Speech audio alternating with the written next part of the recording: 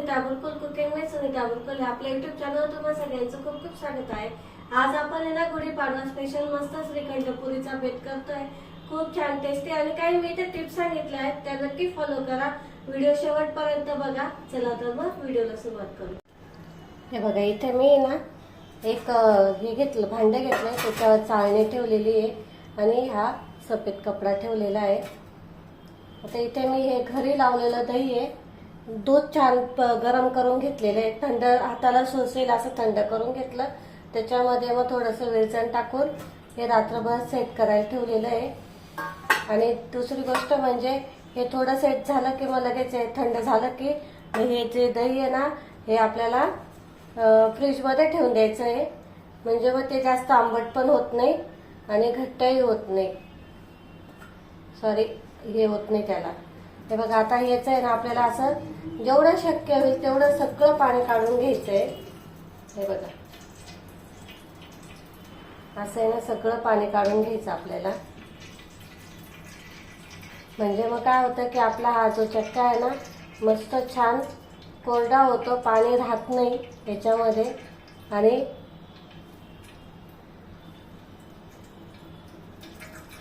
असं सगळं पाणी काढून घ्यायचं आता आपल्याला याच्यातलं। हे बघा आता याच्यावर आहे ना आपल्याला जड एखादं काहीतरी ठेवायचं आहे। मी इथे हा खलबत्ता ठेवतेय, म्हणजे मग काय होतं की याच्यातलं जे पाणी असेल ना ते सगळं निथळून जाईल। हे बघा मी आता इथे आहे ना 1 कप गव्हाचं पीठ घेतलेलं आहे, त्यामध्ये आता आपल्याला 2 चमचे रवा टाकायचा, 2 चमचे बेसन पीठ, थोडंसं अर्धा चमचा मीठ आणि अर्धा ते पाऊण चमचा फक्त पिठी साखर टाकायची। इथे पिठी साखर घातलेली मी, तुमच्याकडे पिठी साखर नसेल तर तुम्ही अख्खी साखर वापरली तरी चालते।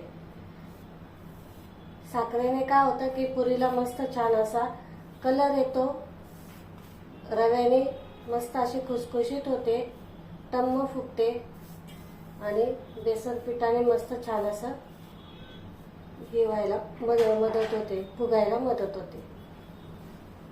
चला आता थोडं थोडं पाणी टाकून हे पीठ आहे ना घट्टसर मळून घ्यायचंय आपल्याला। आता थोडं थोडं पाणी टाकायचं, एकदम पाणी नाही टाकायचं, थोडं थोडं पाणी टाकून घट्ट पीठ मळून घ्यायचं। पुरीला कधी पण पीठ आहे ना घट्ट मळायचं, सैलसर नाही ठेवायचं, म्हणजे मग पुरी फुगायला आणि कुरकुरीत व्हायला मस्त अशी खुसखुशीत व्हायला मदत होते। त्याच्यामुळे कधी पण आहे ना पुरी करताना आहे ना पीठ कधी पण घट्ट मळायचं, सैलसर नाही ठेवायचं। हे बघा आता इथे आपलं पीठ मस्त छान असं मळून घेते मी।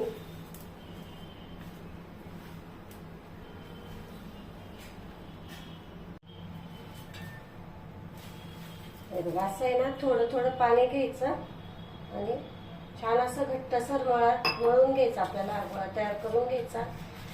एकदम पाणी नाही टाकायचं, एकदम पाणी टाकलं ना की मी तर सैलसर होतो आणि मग आपल्या जी पुरी आहेत ना ती फुगत नाही, अशी बसून राहते आणि खुसखुशीत पण होत नाही। मग त्याच्यामुळे थोडं थोडं पाणी टाकायचं आणि छान असं घट्टसर गोळा तयार करून घ्यायचा आहे।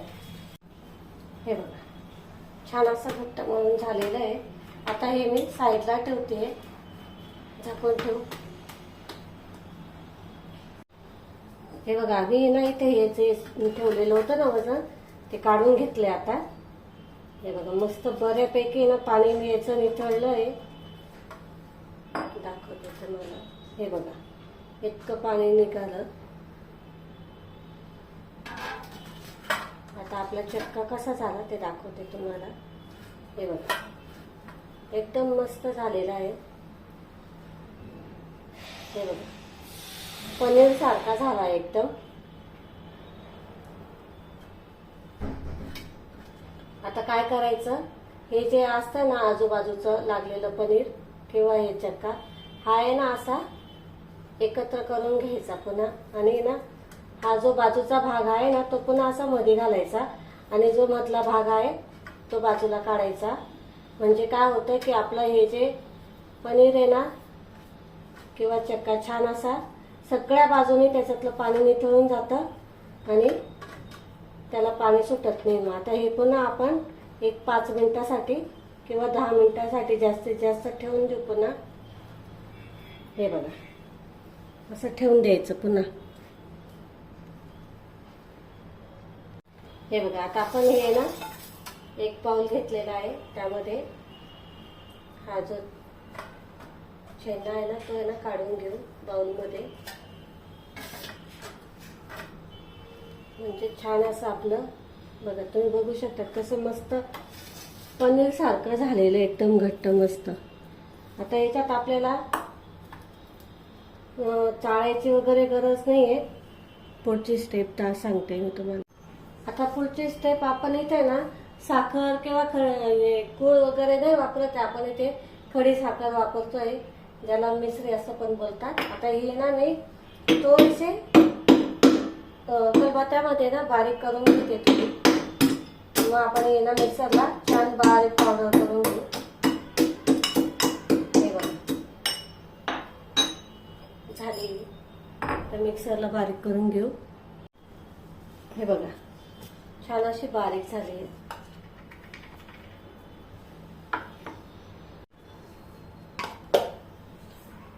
हे बघा किती छान मस्त झालेलं आहे बघा आपला चक्का. अजिबात चाळायची वगैरे गरज नाहीये. असंच आपण चमच्याने असं छान मॅश करून घ्यायचा. मस्त छान होतो. फक्त त्याची एक स्टेप सांगितली ना मी वाढवा ती करा म्हणजे एकदम असं क्रीमी मऊसूत असं तुमचं पण श्रीखंड बनवून तयार होईल. त्याच्यातलं जेवढं पाणी मिसळाल तेवढं छान असं आपलं हे चना तयार होतो आणि मग त्याच्यापासून मस्त छान असं मऊसूद असं श्रीखंड बनवून तयार होतं. हे बघा इथं बघू शकता ते मस्त झालेलं आहे. हे बघा आता यामध्ये आपण थोडे ड्रायफ्रूट घालू. काजू बदामचे काप टाकले, थोडे पिस्ते, थोडे वरतून ठेवते टाकायला. आणि इथे केसरचं दूध गरम करून त्याच्यामध्ये 5-6 केसरच्या काड्या घातलेल्या आहेत. आणि ही जी आपण साखर तयार करून घेतली ही टाकायची आहे. छान आता मिक्स करून घेऊ. हे बघा किती छान मस्त झालेलं आहे. अजिबात गरज नाही बाहेरचं आणायची. श्रीखंड एकदम मस्त तयार होतो. आता आपण याच्यामध्ये वेलची पावडर टाकतोय. फ्रेश वेलची घ्यायची, ती काढून घ्यायची छान अशी खलबत्त्यात मध्ये आणि त्याचे फ्रेश असा सुगंध येतो. छान वाटते खायला. मस्त फ्रेश लागते मग खायला. पावडर वापरू नका. पावडरीचा एवढा छान सुगंध येत नाही. इलायची घ्या, ती कांदा आणि मग टाका. हे बघा किती मस्त झालेले बघू शकतात तुम्ही. हे बघा आता आपण यामध्ये वेलची पावडर टाकते मी. छान मिक्स करून घ्यायचं. हे बघा मस्त छान असा इथं आपलं केशर इलायची श्रीखंड बनवून तयार आहे. आता हे मी थोड्या वेळ फ्रीजमध्ये ठेवते म्हणजे छान थंड होईल अजून. हे बघा